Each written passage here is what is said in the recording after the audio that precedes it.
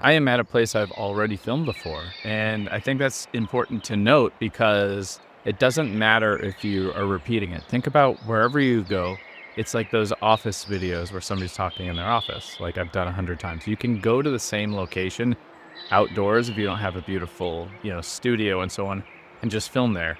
And again, I'm just trying to tell you that it can be really easy to create content. And in this video, I want to teach you this one little secret trick that makes regular casual content one easier to create like while the process is happening, but then also in post it just looks when you're watching it back and consuming it for entertainment, it makes it feel a lot better. As well, there's a bonus is you get to be a little more creative. Not today, I don't really feel like being creative, but I totally could, and I'll show you a little bit about that. So basically you want to do what I just did, which is say a thought, cut the camera, and then move the camera to a new location where you can deliver the next chunk of information. Now, this is really good for the viewer's mindset. They go, oh, here's this piece, there's this piece. But it keeps a nice little pacing of how it feels, and it feels a little more entertaining than just a straight up talking head. But for me, my favorite part is that I get to gather my thoughts and think of the next chunk. So right now, I'm just saying that, and then the next thing, I'll talk about the shot, right? So let me show you. Now set up the next shot so that it's a little bit different, and I have a little bit more of a pretty background. And I'm not shooting at this at like a low f-stop to make that background blur. I want to get this stuff in from inside. That's a creative decision I've been doing a lot lately. Is just shooting at a higher aperture so it's more in focus. I think the look looks good when there's something of interest in the background.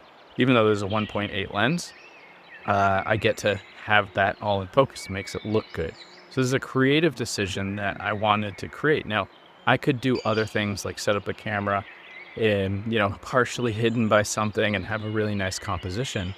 But to be honest, I just kind of wanted to let you feel where I was. And it's at this like old museum. It's a old wharf thing. And what you just saw was a B-roll. Just turn the camera over to the sign here, and then I'll just quickly slip it over in the timeline. It's not a big deal.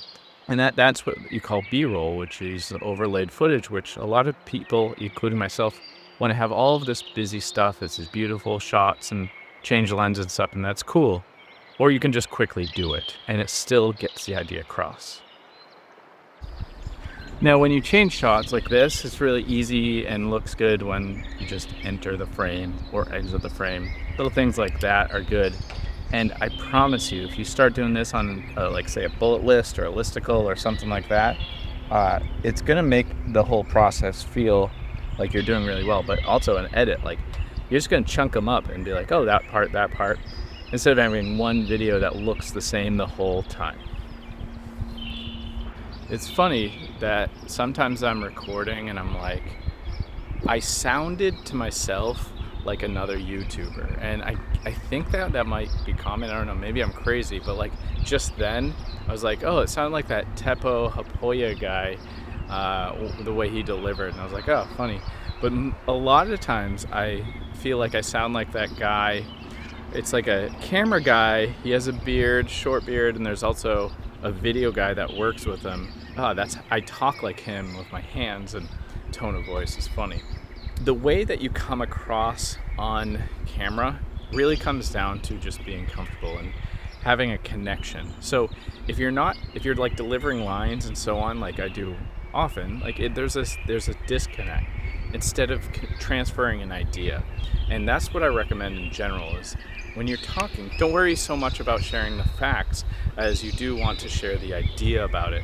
The insight is so much important. The facts, you could chat GPT that crap and it's not going to help people, Like the way that I look at it is like fitness coaches, how to do sit-ups and how to do push-ups and go to the gym maybe.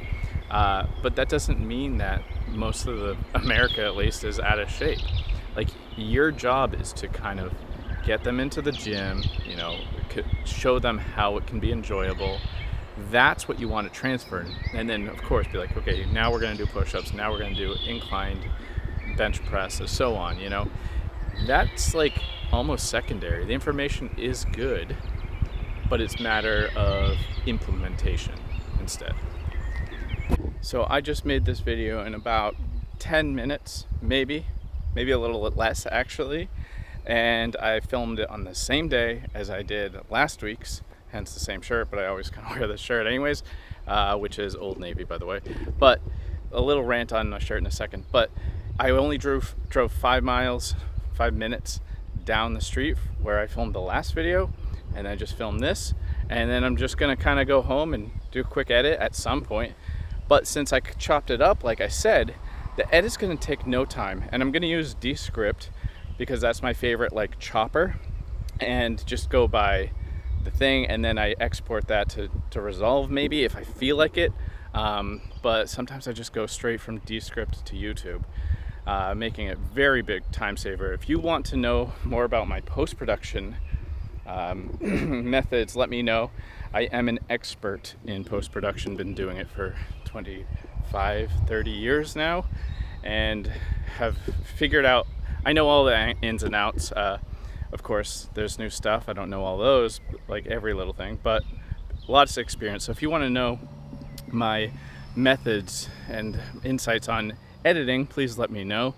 And for now, I just ask you to keep watching these videos, put on the notifications for my channel, because I'm releasing something really cool that I'm really proud of, and that's going to be coming out. You'll hear me talk about it, but for now, just make sure the notifications are on and check out the new videos. It's going to help you level up your life for sure, in your business and professional life, or business and personal life.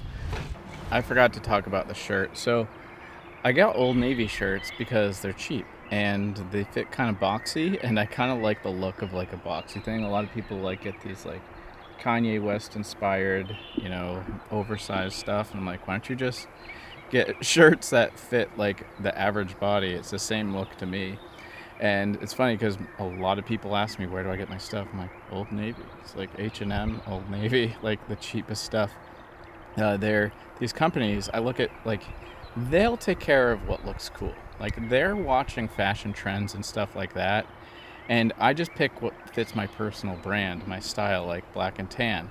And I'm just like, yeah, you guys figure out what looks cool. I'll buy from you.